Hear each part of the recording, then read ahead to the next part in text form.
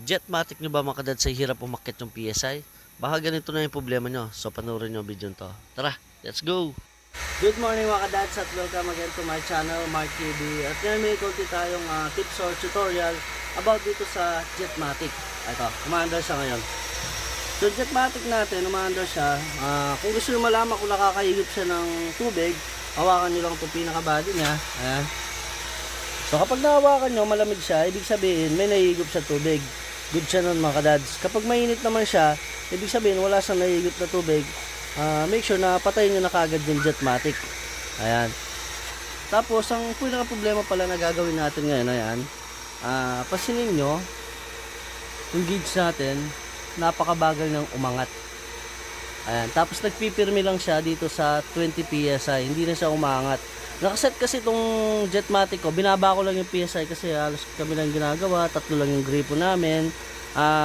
Hindi namin kailangan yung masyadong malakas yung pressure. Ginawa ko yung set ng ano natin, itong pressure switch na 10 saka 30. Pero ang standard, kadalasan kapag bumili ka nito, nakaset na siya ng 20 saka 40.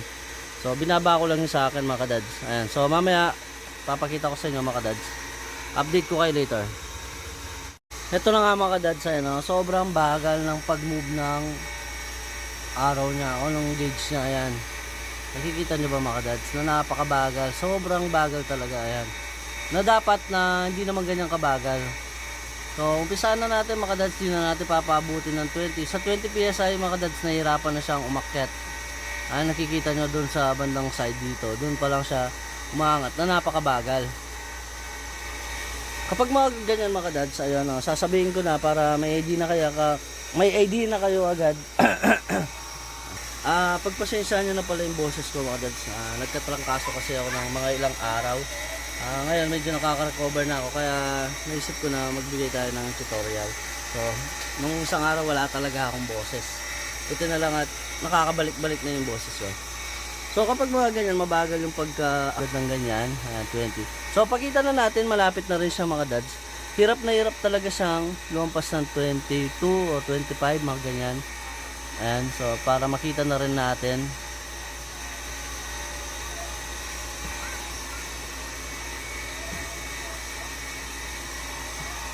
Ayan. So observe nyo na lang, bibidyoan ko na lang mga dads.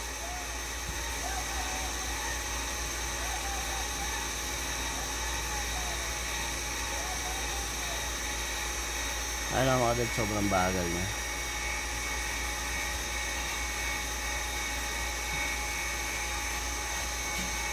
So hindi na natin patatagalin mga kadads, tatanggalin na natin. So bubuksan natin tong pinaka rotor niya dito, o yung repealer niya nandito. So mga kadads, tara, let's go, patayin lang natin. Ayan mga kadads, tatagal na natin dito. So ito, nilagyan ko lang siya ng cover kasi nung nakaraan, ayun, hindi ko na video. Nagpalit ako ng bearing, umingay kasi siya, lagi kasi siyang nababasa, wala kasi siyang bubong. Pero okay lang naman na mabasa to. Ayan, tanggal lang natin tong ginawa ko, yan, para lang hindi siya. So sa katagalan naman 2 months na, hindi na siya umingay ulit. Tapos kailangan lang natin ng number 14 na socket. Ayan. Pero ang gagawin lang muna natin, first dyan, ay sasara natin tong valve. Ayan, para walang bumalik. Then nilagyan, kadalasan kasi lang nakapagbago yung bomba natin. Ayan, may mga bato-bato pa siya, kaya ang ginawa ko na nung lagi kasi na yung repeater, nilagyan ko siya ng ganito. Ano kasi ang tawag dito, patente yata mga kadads. Ayan, nakalimutan ko na. Pakikurak na lang ako mga kadads kung mali. Salamat, God bless. Nilagyan ko siyang ganyan para mabilis kalagan. Hindi katulad dati kasi pag dito lang siya, tatanggalin ko pa siya dyan, tapos pag nabara din yung check valve, ayun, nahihirapan ako, ang dami ko pang iniikot. Like dito, pag tanggal ko dito, dito na lang yung tatanggalin ko. Tapos ito, hindi mo na kailangan na iikot pa siya doon. So dito na lang, isa lang natin mga kadads.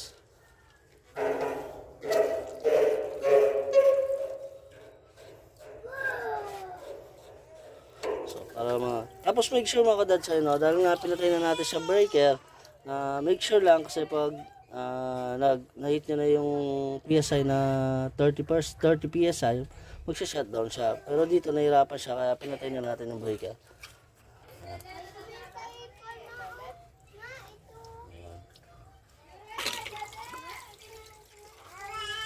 Tapos yung mga goma, yan, make sure na matabi natin.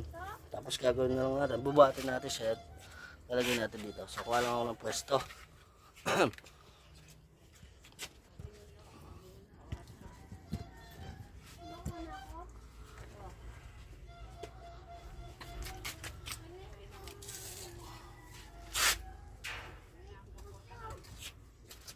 Ito 14.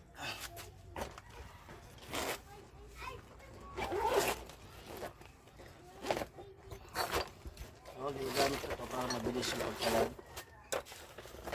Makita, baka naman. Napakalakas, taas 14.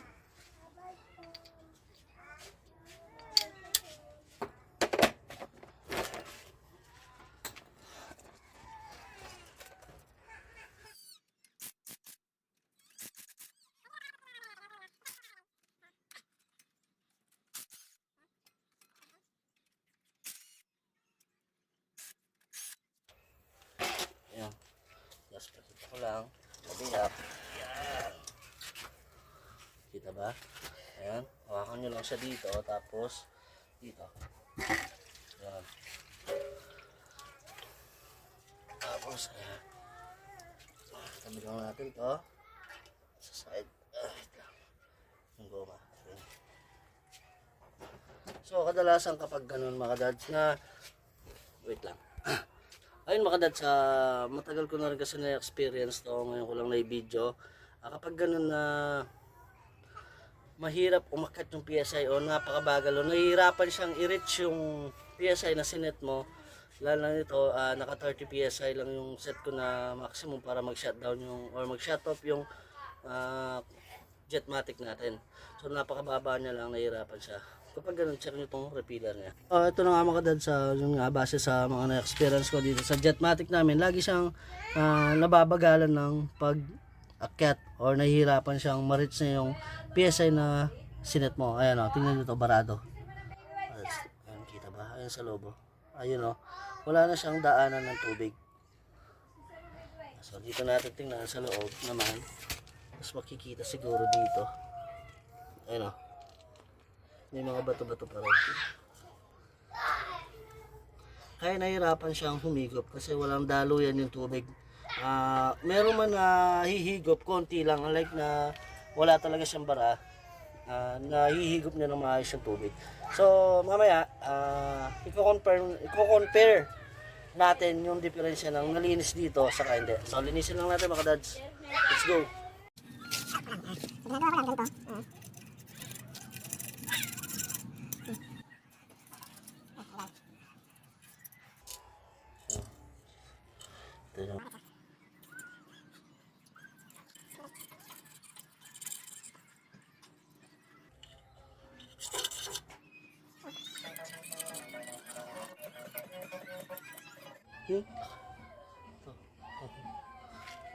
dads.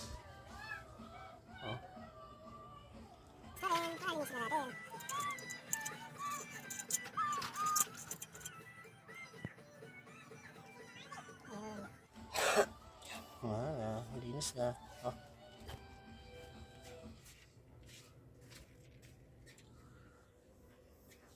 Balik na natin mga dads. Let's go. Buhusan ko lang siya. Buhusan ko lang ng tubig.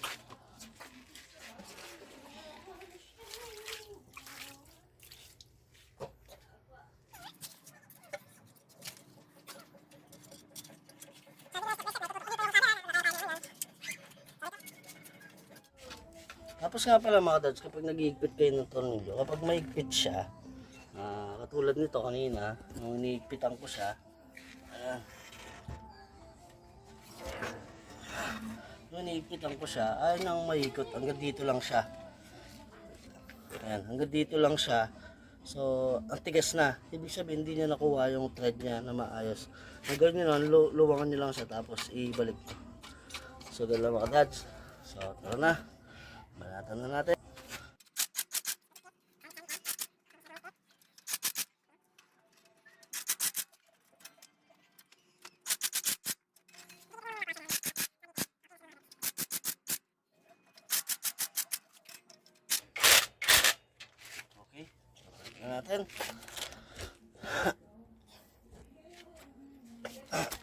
Sa paghawak dito mga dads, huwag dito, dito mo lang. Tibay na yan. Ano?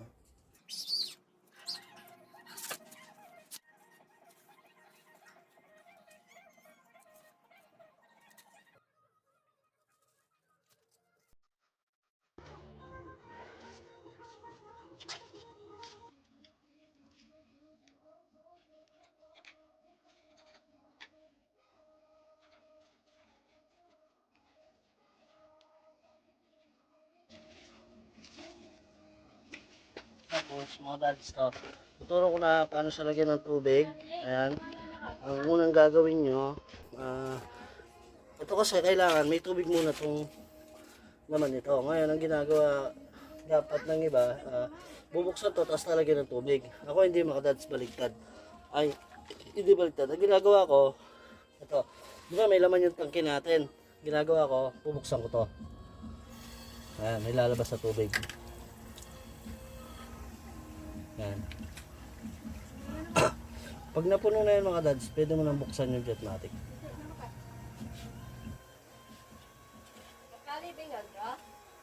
Oo, syempre. At maramlaya waringal to.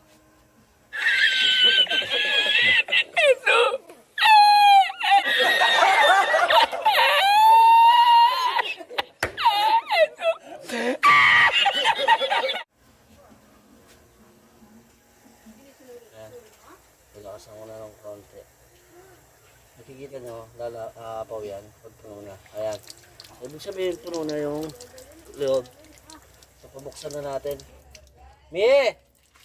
Mie! Mie! Bukla mo na! So mga dads, ayan, hindi ko na ikakat yung video para makita talaga natin kung ano.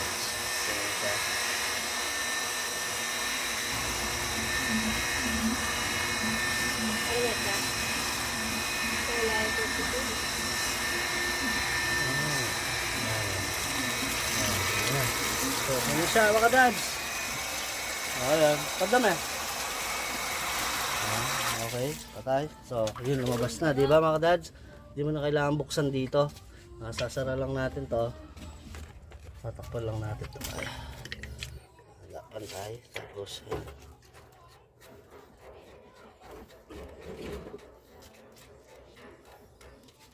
Kahit ito, hindi ganun kaigpit. Kamay lang mga dads. Okay na. Yan. Okay na yan. Tapos buksan na natin to. Then pa siya na. Miss, sangga! Pagkakot ng tubig mga dads. Kita niyo hindi pa rin siya mga dads. Napakabilis ng pagkakot niya. Mahirapan. Ayan o. Ayan, so nakikita nyo na every ilang seconds nakukuha niya na yung guhit niya. Ano ba yan o? 1, 2, 3, 4, 5, 6, 7, 8, 9, 10. So napansin nyo na napakabilis na mga dads. Unlike kanina talaga napakabagal niya lang. Ayan o.